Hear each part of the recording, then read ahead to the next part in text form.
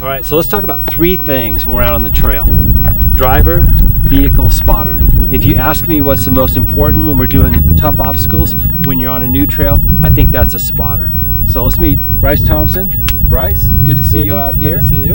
And let's talk about what makes a good spotter.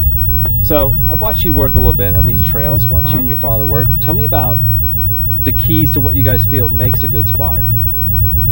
Someone that's observant. You know, you find a lot of new guys spotting someone at the front tires, and they're always watching those front tires. I can steer my front tires. I want to know where the rear is at. Okay. 'Cause the front, I can aim. I can guide my rear. Yeah. So being observant of everything, not just the task at hand. Just what's the front tire doing? You got to be watching all corners. And Good. Someone that's looking at the driver, paying attention to how they're driving. If they're a rough driver, or, you know, you got to communicate. Everyone's a little different. You got to kind of feel them out and learn them as quick as you can. Absolutely. That's the key. And I noticed, you know, watching a lot of drivers this week on big obstacles during this event, I see a lot of people getting overwhelmed.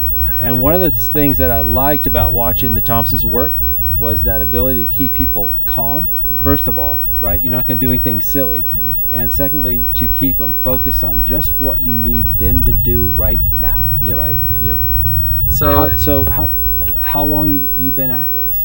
Well, since I was in diapers. I was riding in the back of the Jeep, but I was I was very observant, riding with my dad and riding in the passenger seat and kind of watching him spot. Why was he spotting someone right there? Because he spotted everyone. So I'd sit there and watch everyone. And so I've been doing it my whole life. I learned how to drive a manual at 8 years old on Milt Smile, in a little wheelies pickup. And once you learn that, automatic and the rest of it and lockers become easier, right? Experience more than anything. It just takes time. Yeah. Now, do you guys, is this something a person could come to St. George, take a class? Do you guys offer classes to teach people? So we actually offer free in classroom training. That's awesome. For basic off-roading 101. So it talks about trail etiquette, talks about safety, it talks about winching, talks about bumpers, lift kits, what the advantages of bigger tires are, and pros and cons, and everything in between. But we do have free classes online that you can sign up for. That's awesome. I think that's something everybody should look into, especially people just getting their feet wet in the sport, right? Totally. Learn how to do it right, learn how to keep yourself safe.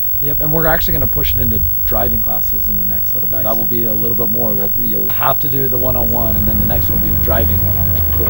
And that a natural progression. And usually once a person goes out 3, 4, 5 times on a pretty decent trail, they get really comfortable. It takes time. As you saw, as we're out with some customers, they're really smooth and good, and the new person, but you could throw a person that knows absolutely nothing actually does a little better than someone that thinks a little more cautious maybe? Yeah, they listen to everything you do. So it's one of those, you just got to stay calm and really collective and pay attention. That's awesome. Thanks, Bryce. Yeah, no problem. All right, buddy.